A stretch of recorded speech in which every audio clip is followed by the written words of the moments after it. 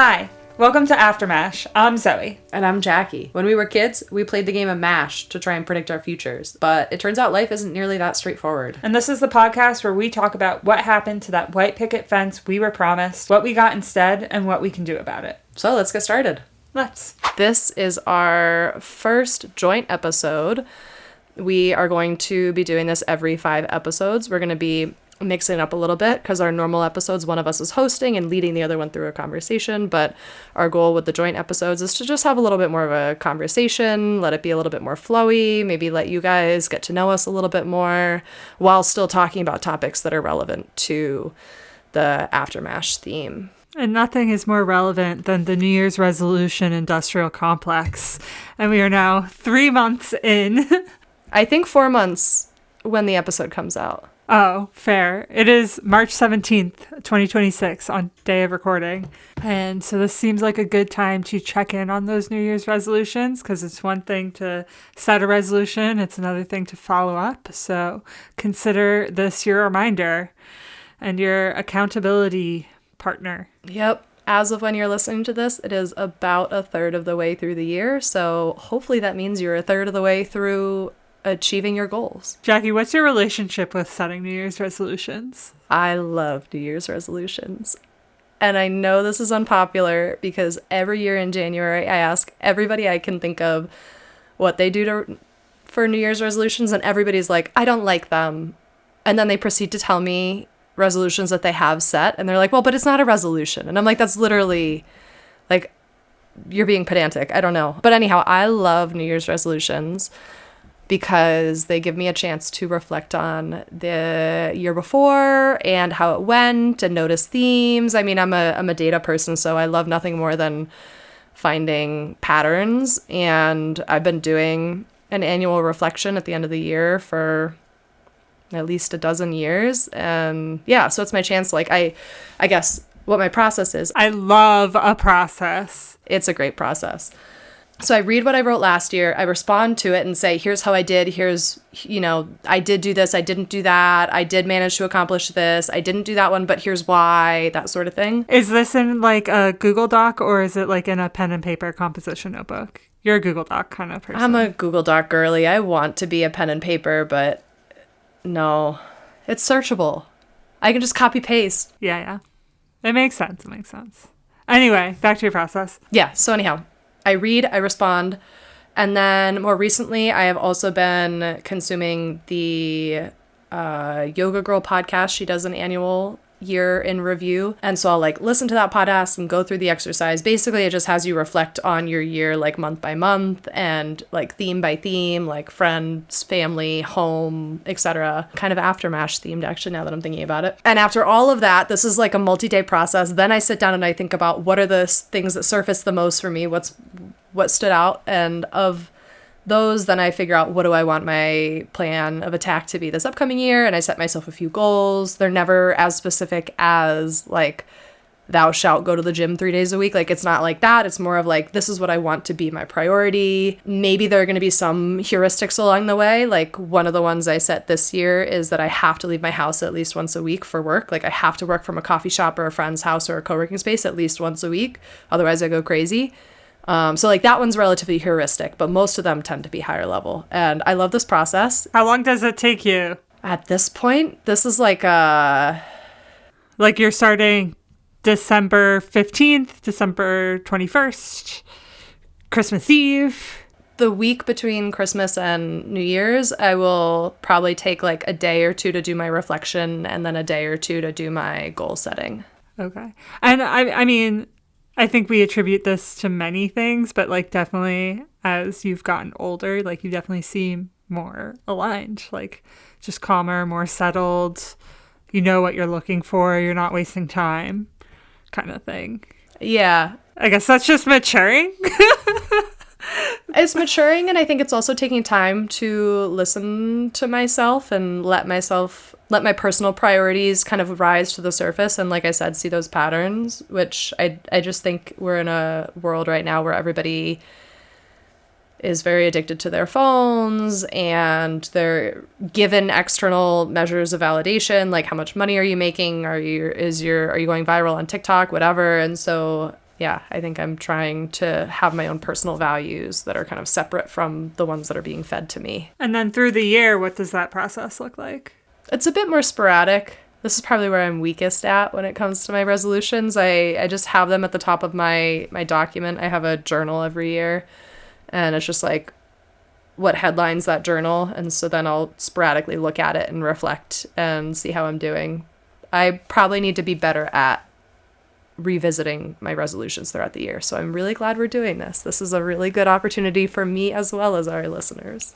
Do you find that by the end of the year you have kept your resolutions in line and you're happy with the progress you've made?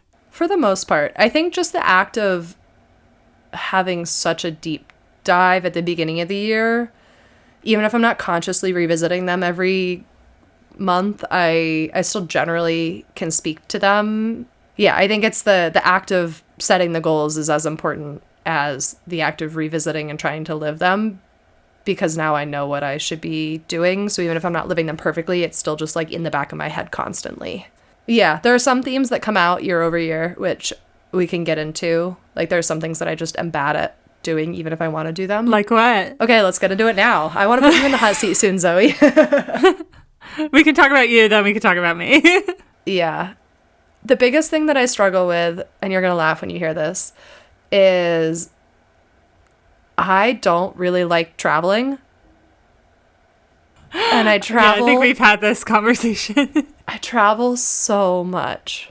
You always, you just seem to have a new group of friends I've never heard about getting married. And then for whatever reason, you're traveling for work. And then you're like, but now I have to go visit Kira with a Y in DC or something. Oh, it's Kira with an I in DC. Kira with a Y is in Chicago. Jesus Christ.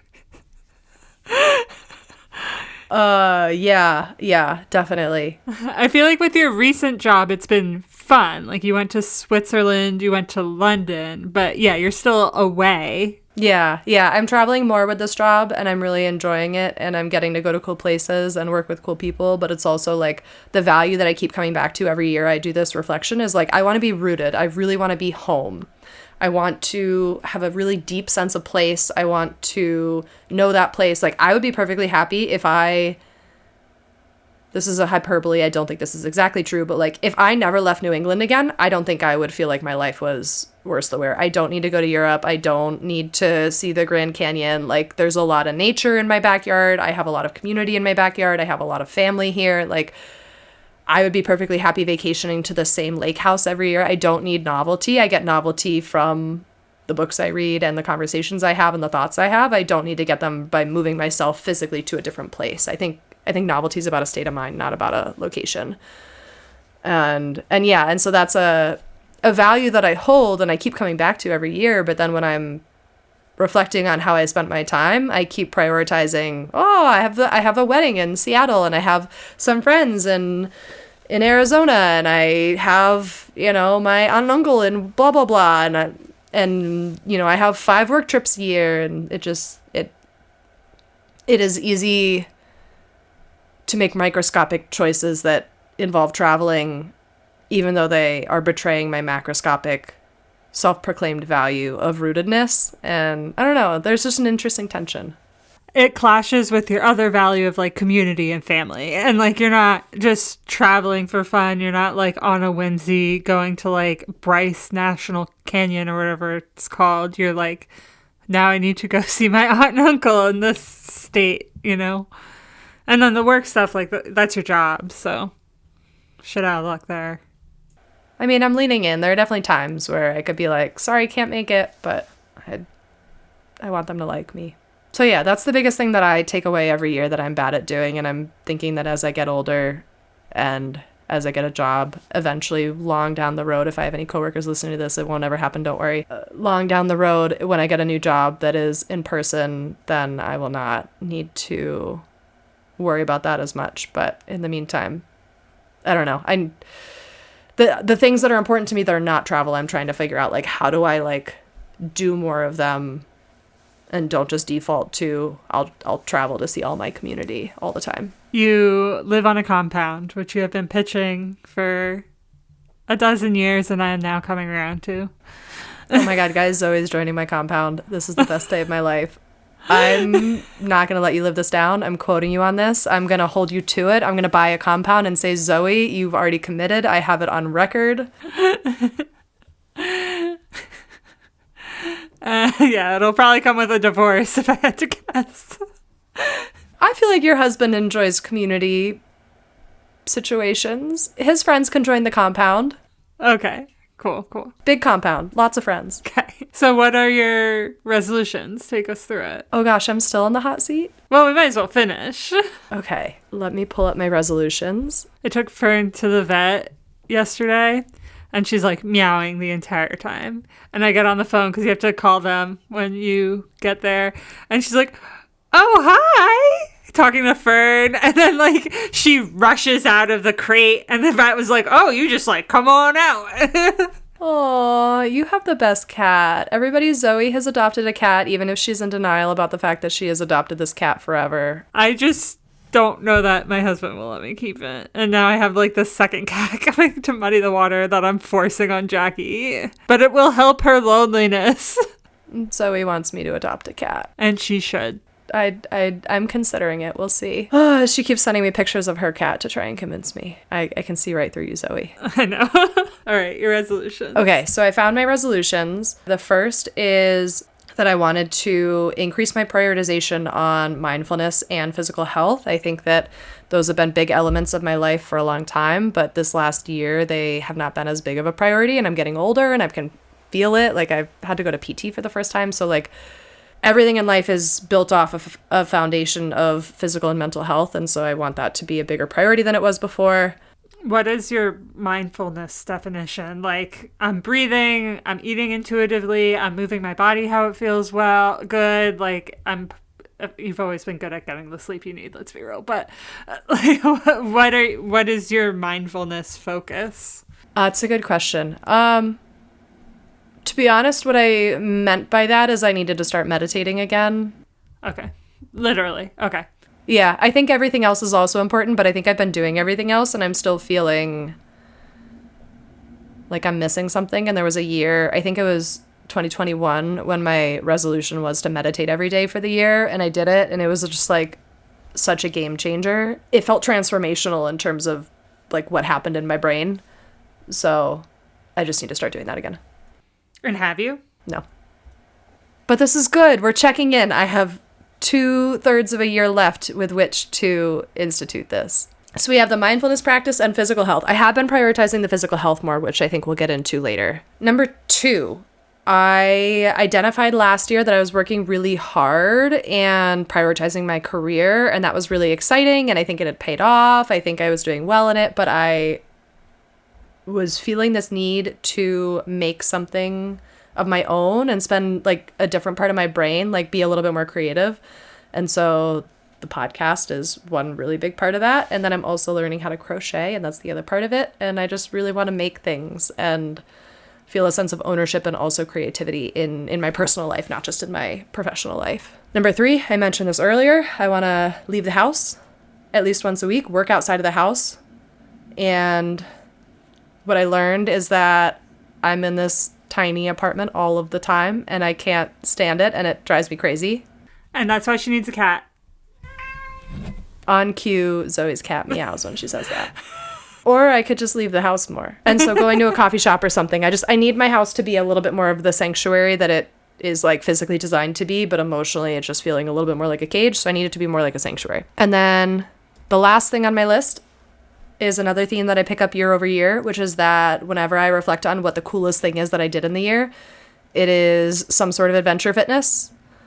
Like the year that I did a bike packing trip from Boston to Portland, Maine, like that, I did it on a whim. Zoe doesn't remember this. I don't even know if I talked about it. It was like very last minute. I probably would have told you you're gonna die. I didn't die. Clearly. It was amazing. And it like... Wait. I vaguely remember this now. It was after I got out of my last relationship. Okay. And we were going to spend July 4th together, me and my ex, and then obviously that did not happen. And so then like a week before, I had a friend be like, hey, you want to join? And I was like, oh yes, definitely. And it was the best thing I did all year. And so I want to do more adventure fitness. That is the thing that I keep choosing travel instead of adventure fitness, and I should just do adventure fitness. Well, you could do like the Hawaii Marathon next January or something. Or like wherever your family is. Or like you say this all the time, like college friends, let's choose a destination with a race and we'll meet there and spend a week there. Yeah, that's definitely higher on the priority list. I'm going to a wedding in Seattle this year, and I think we're going to try and turn it into a hiking trip or something in addition. But yeah, I need to just start actually doing it instead of talking about it. And what's your plan there? Just thinking about maybe doing Seattle? I also haven't gotten there. So yeah, I'm kind of, let's see, of my 1, 2, 3, 4, 5. Wait, what was the fifth? Oh, I didn't even read the fifth. I want to prioritize my community. I want to say no to unnecessary travel. I want to say yes to more parties and socializing and community, ideally of the recurring variety. Like, I don't want to just be planning one-off dinners or whatever. Like, I really want more rituals built into my schedule. Wait, are you still doing book club? No. But I am doing an art night, hence where I'm crocheting my blanket. Okay, very good. Like a Stitch and Bitch kind of situation. Mm-hmm. Okay, so you're 5. Mindfulness and physical activity, get out of the house, adventure travel, traditions with your community, and which is saying no as well, right? Yeah. What's the 5th one? The creative practice. Creative practice. And okay, so how are we doing so far? We know that you haven't planned an adventure travel. You're already traveling too much in the next 2 months from what we've talked about. You're not meditating yet. Points for having a podcast and crocheting and having an art night. The art night goes like 2 different places. Are you getting out of the house every week? At least once a week. I am working somewhere else. The big unlock has been I have some friends who are sometimes working from home, like they're hybrid, and so I've just made it very apparent that I want to work from home with them when they're working from home, and so I've been going to people's houses at least once a week, and that was the big, like, previously I was going to a coffee shop and that was fine, but it's like kind of hard to get work done in a coffee shop, and then you're eating a lot of coffee shop food, and yeah, so work in progress. I have been traveling way too much, and I'm going to continue traveling way too much. And now you see why this is a recurring theme, because I have all of these other priorities and they all get put on the back burner the moment that my calendar fills up with travel. And it's been amazing travel. I went to Mexico. I went to London. Where am I about to go? A bachelorette party and visiting my aunt and uncle, and a DC trip to visit some childhood friends. Like, there's a lot of cool stuff on my calendar, but I need less of it. And it's so weird because, like, you've gotten so good at, like, saying no within the week. 'Cause, like, Jackie used to have, like, 3 things every night of the week after work, and she could not say no. And I had to be like, Jackie, just fucking say no. It's not that hard. And I guess I never realized that, like, now it's been paralleled in this travel situation as well. Mm-hmm. Well, I think the problem is I have lived in Boston for 10 years, but all of my friends have moved away. Like, you're not that far, so I could, like, go travel to you in a couple hours, but, like... That's still New England. Still New England, yeah. You're right. But most of the people that I'm closest to now live, like, on the other side of the country or something. And so I still have good friends in Boston, but, like, way fewer than before. And so all of these other connections that had been super important to me require travel to upkeep, and that is a bummer. And they all keep getting married, which I'm happy for them. But it's expensive for you. Yeah, and it's hard to get older. Well, yeah, because the moment I'm already starting to get invited to all the baby showers, the moment that the weddings start tapering off, the babies are coming. I don't want a baby shower. I'm not pregnant, but I don't want a baby shower, for the record. I think when you see how much it costs, you're going to want someone to buy you things. I mean, we'll figure it out. You got time. We got time. So yeah, that's my resolution. This is a great check-in. What are you going to take forth from here? I think some of these things do not require major interventions. Specifically, like, I should just start meditating. I've been talking about it. It's on the list. I've been thinking about it for a while. I can do that while traveling. Ooh, yeah. Can I add another goal to all of this? Is, like, even if you're traveling, you can still have a routine. Like, you need to figure out a portable routine. And, like, if meditation is part of that, if, like, crocheting for 10 minutes in the evening is part of that, I think there's a way to make traveling feel more stable. Because if you're doing it all the time, then, like, the novelty, it's just, like, a chore at this point. Mm-hmm. Sorry, Aunt Jackie and Uncle Jackie. I want you to know I'm traveling to visit them because my grandmother is traveling to visit them and she needs an escort. So I'm very happy to be there with them, but I'm also... So, I mean, that's perfect. That means you can implement the routine. Yeah, I think it'll be great. Yeah, and I think I've been doing a better job about that with my physical health. I've been getting more consistent with running and getting back into lifting, but I need to do it with the mental health and everything else. I'd give myself a solid, I don't know, we're not that far into the year. I'd give myself a D right now, but I have enough time that I can definitely turn this around into a B. All right. Okay. Perfect. How about you? Can I put you in the hot seat now? I guess it's my turn. Yeah, okay. Starting at the beginning, talk to us about your relationship to New Year's resolutions. I don't want to like them because it's so kitschy and like so performative at this point. We all know that people want to lose weight and they go to the gym and then they stop going to the gym. It's like so unimaginative on the large scale in the public discourse. But I also really like the reflection. I love making lists. I love analyzing things. I love a reset. I try not to like wait to the end of the year for a reset. I am guilty of like waiting for Monday.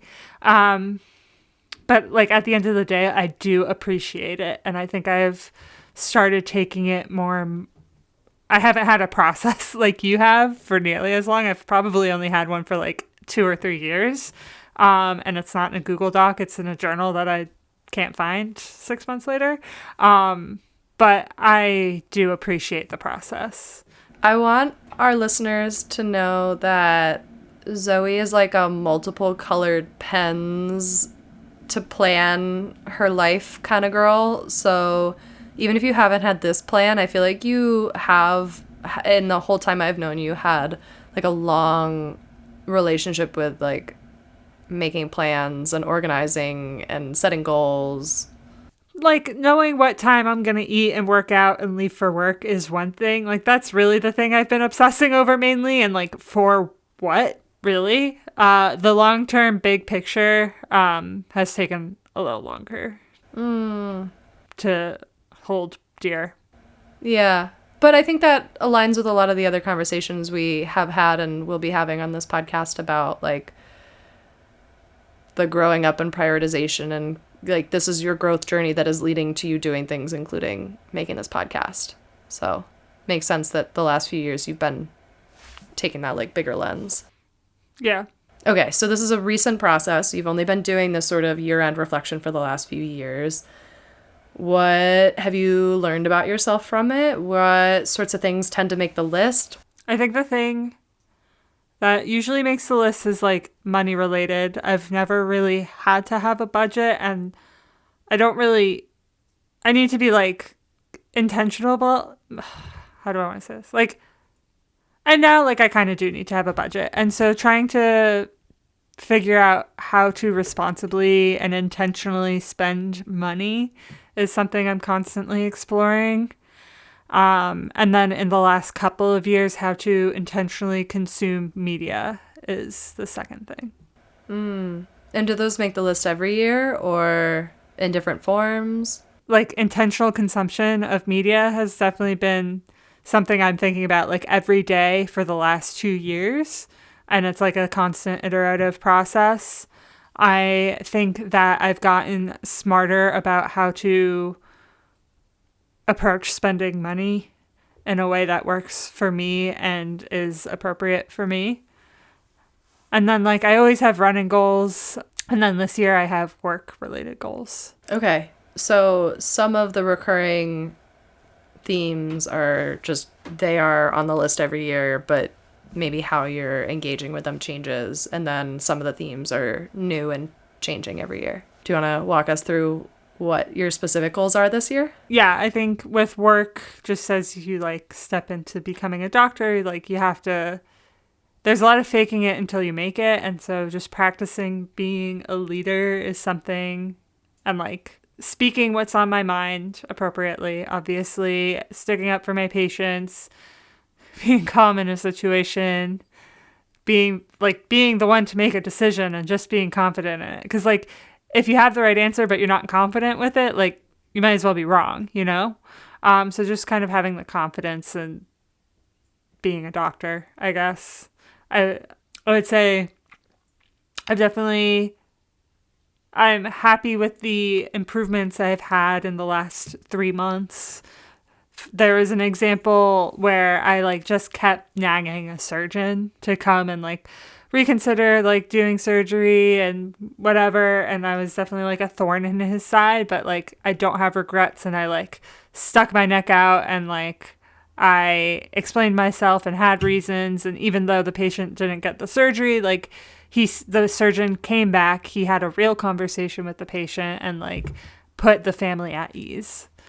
So that's like a huge cornerstone, I would say, that I rounded. That's great. I love how you're already seeing progress in this. My next question was, I feel like you've already sort of addressed it, but like, how do you measure progress? Because I feel like your goals sound kind of amorphous. So like, what does progress look like? How do you keep it in mind? Do you like print it out and put it on your fridge? Like, I would say the professionalism leadership one is definitely like more amorphous than the other ones, but it is fortunately something I feel because I guess it's imposter syndrome. I just generally lack confidence. I just am generally bad at confrontation. And so I'm like voicing that I'm going to send this text message to one doctor and to my attending, and I'm getting the okay, and I'm doing it, and I like can see the outcome, and like I'm so in the process that I can like,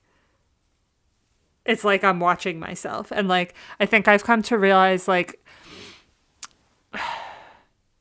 imposter syndrome to me is like when you feel like you're having an out of body experience about doing the thing. Like you can see yourself doing it, but you don't like, you're not present. You're like watching this like puppet do something that you don't understand is actually you doing it. And so I can see myself coming back into my body about it. oh, I love that. Yeah, you're embodying leadership.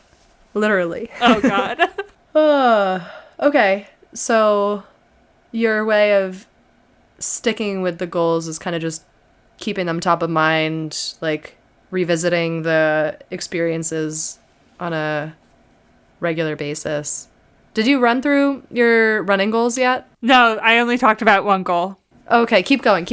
Okay. My next goal, I would say, is running. I am I am a slightly above average avid runner. I usually have 1 or 2 races a year that I'm training for and set goals for. And I got really burnt out, and I took like a year-ish off. And then I also, like, I didn't grow up racing. I'm not actually like that good of a racer. I'm not good at sitting in the pain. And recently, to kind of like, and by recently, I mean in the last few years, to like take myself off the hook, I would say, like, you're not a professional. Like, this doesn't matter. And I kept like blowing up, and I kept being easy and like letting up once things started getting hard.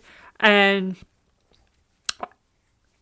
this year I'm like, you're not a professional, but you do spend a lot of time doing this. So like it clearly does matter. So I'm trying to just like lean into this pain, because it's also, I think Lauren Fleshman said this, like it's a privilege to be able to choose the kind of pain you go through. And I'm like choosing this. So I should make it worthwhile, especially because it takes a lot of time out of my week, out of my relationship. It's a huge time suck, energy suck. So trying to make it worthwhile. Yeah, don't half-ass the things you're choosing. I love that. Do you have others? Yeah, I put my last two under intentionality. So spending money more intentionally. I do have kind of like a number every month that I want my personal spending to be under or around. It's only been 3 months. I think I did it for like 1 or 2 of the months. Otherwise, I'm like doing okay, whatever. The goal is just to not like, impulse buy, to make sure that if I'm buying something, it's something that I've thought about for a while. And by that, I mean, I have a list on my phone of things that I want. And so the goal is that they're on that list for at least a month before I buy it. And I can't buy like more than 1 or 2 of these things a month. Like if there's like I got a heart rate monitor, I got new shoes, but I'm also like the new running shoes are kind of needs, not wants. Anyway, like I'm trying to do one thing a month that I have thought about for a while. I want it to be of good quality. I want to know that I'm going to use it. Things like that. Mm-hmm. And then for intentional consumption, I have finally set a timer limit on like Instagram. That's really the only social media. I also do still go on Facebook, and it is definitely because I'm just like addicted to the scrolling on Facebook.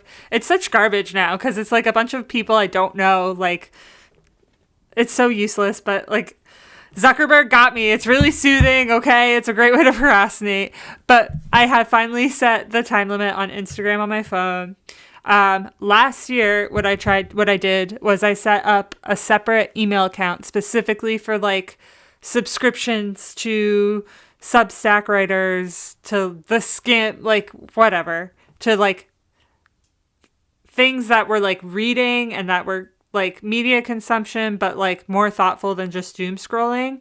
But that email was just like, I don't like any notifications on my phone. If there's like an unread message, it is for a reason. If there's an unread email, it is for a reason. That inbox was getting 150. I wasn't reading it at all. And I was still like scrolling a lot on Instagram. So that didn't work. And what I did this year was I like unsubscribed from all of it. I got a Ground News subscription because I realized like what I want is like, I just want factual news. What is happening? I want it as objective as possible. I don't want all these like think pieces that take 5 minutes to read. And then once they start piling up and piling it up and piling it up, I'm just not going to do that. And so the first step this year was unsubscribing to everything, getting like factual news in there. And then I think for the rest of the year, making sure that I like stay on top of that account. I'm going to try and like, instead of my impulse being Instagram, it's going to be Substack. That's another goal. Yeah, that's something I'm like actively working on every day. And I should go back for the money thing as well in order to stay on top of it. Every purchase I make, that's not like a vet bill, a utility bill, that goes in a list. So I have like some understanding of how much I've spent every week. And then every month I like just go through my credit cards and stuff, make sure everything's paid off, no scams are happening. No one has my credit card numbers, and I just calculate how much I've spent. So I'm hearing you embody all of your goals. That's really cool. It seems like you have a lot of little routines built around all of them, and like tangible, like they might have like a pretty abstract goal, but you have very tangible steps to take. Yeah, because like I have a master's in health communications, and part of that is like, how do you change behavior? And your goals have to be smart. They have to be specific, measurable, actionable, reasonable, and something. Timely? Something like that. Like you need to know what the thing is. There needs to be an action plan around it, and it needs to be something that reasonably you can incorporate into your life. And so like, I think that's also like my relationship with goals over the years. It's not just like run a marathon, go to the gym, blah, blah, blah. It's like, this is what I want it to look like, and it's not worth putting down and spending time on it if I don't have an action plan around it. Yeah. I mean, I think that speaks to which of the goals I'm succeeding in and which of the ones I'm failing in. Like, I'm succeeding in the ones that are SMART goals, like leave the house once a week, because that's very specific and tangible. And I'm failing at the ones that are more vague, like improve mental health. But it doesn't have to be. It's just like turn on mindfulness or whatever, the mindful app. Yeah. Like I have a way that I can make that very tangible, but since the goal was not written in a tangible way, it's giving me permission to stay in this fluffy, I'm not going to do it sort of way. So what advice do you have for our listeners about goal setting, given that you have a degree that is related? I mean, yeah, it just has to be, first of all, it has to be realistic. So you're not going to lose like 20 pounds in a month. If the gym is like 30 minutes away from your house, like, and it's not along your commute, like you're probably not going frequently. It has to be realistic.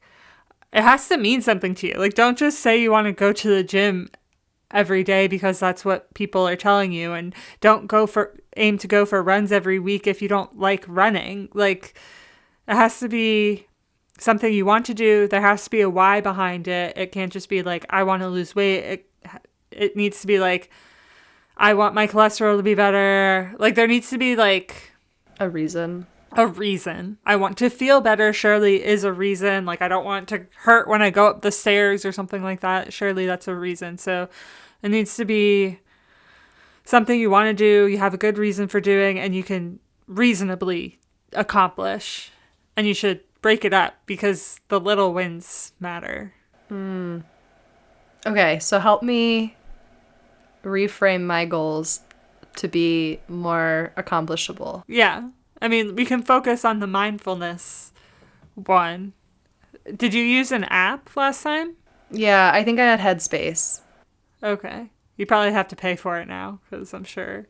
I think I get it with my health insurance, so I actually don't think that's a barrier.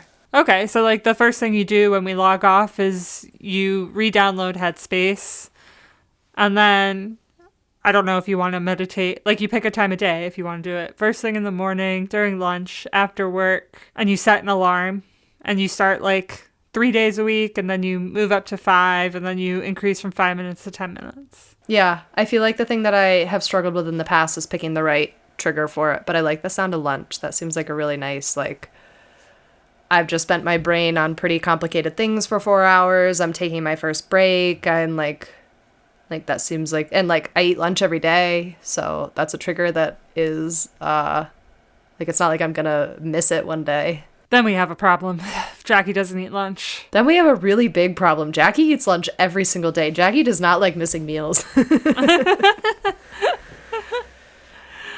Okay. I have another question for you, which is hopefully helpful for our listeners. How do you figure out what makes the list? Like, how do you figure out what your priorities are? Like, I feel like when I talk to a lot of people, they're like, I don't believe in New Year's resolutions, but I personally feel like there's a ton of value in having them because they help you set your personal priority list for the year and like help you anticipate personal milestones. So how do you approach that? With running and work, those are like the main domains of my life. I like go to work and then I work out. And so like that's where a lot of time physically is going. Money and intentional consumption in general is something that I just think a lot about. So anything that is getting a lot of energy. Okay, yeah. I like that. I feel like this ties back to your point of realistic too. Like these are not things that are completely out of left field and you're trying to force on yourself. You're like noticing where you already are and you're like, how do I do this smarter? Yeah. And then I have like some one-off goals. Like I want to cook more from cookbooks. I want to listen to different music.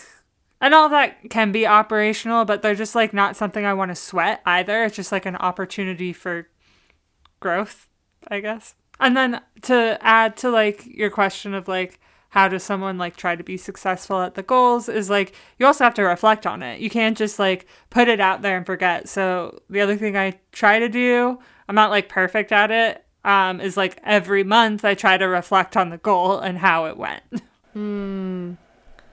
I have a friend who goes on quarterly offsites in his personal life every year. And it sounds a little silly and corporate, but it's actually, I love the idea. It's just like once a quarter you set a weekend or a day, and that's like a day just for yourself to go, like, go somewhere, go to the library, go to an Airbnb, like get out of your normal routine and just like intentionally reflect on like, how did last quarter go? Where do I want next quarter to go? Am I still tracking to my like 10-year goals? Am I still becoming the person I want to be? And I've done this sporadically since he told me about this, but not regularly. And I feel like it's such a, like, it feels corporate, but it also is just like such a nice way to do what you're talking about, of like having a ritual that's like kind of a treat where you're reflecting on your goals. Yeah. So what advice do you have for your 20-year-old self? It's funny because, like, half the time, most of the time, my advice to my 20-year-old self is, like, don't take yourself so seriously. It's like, bitch, you are not doing anything important. Like, you're fretting literally the small stuff. But a lot of this is, like, take yourself seriously. Like, figure out what matters to you and what actually matters and make it happen. Yeah, that's good. I'm hearing that maybe you're saying start doing annual New Year's resolutions earlier than when you're 28. Yeah, but also, like, make them meaningful. Don't make them like, I want to lose 10 pounds. Like, Yeah. Have them speak to your values. I feel like that is where I've had my most success. Like, yeah, travel less is on the list every time, but the reason that it is hard to live it is because the type of traveling I'm doing is really value aligned. I'm going to visit family and friends, or I'm leaning into my career. And so I'm still choosing my values by choosing those forms of travel, even if it is not value aligned in the sense that I would rather be more rooted in my Boston existence. So yeah, my goal of traveling less should really have a big asterisk of, like, just don't do the the non-value aligned travel. what would you tell your 20-year-old self? I think I've heard of SMART goals. Obviously, I think everybody has, but I think that I have shied away from implementing them because I don't want my personal value set to feel like a chore or like a to-do list, like a work task. But I do think there's a lot of value in, like, holding more space to chunk my goal and turn it into actionable steps. And the years that I've had goals that were more like SMART goals are the years that I've had more success, like 2021 when I meditated every day for the year. I made it until November, meditating every single day for the year. And the only reason I fell off was because at the time I was working for a job where Thanksgiving was like the busiest time of the year. And so we were working like 10 to 14 hour days for a week or two in a row. And I dropped the habit at some point in there. And Which is when you need it the most, ironically.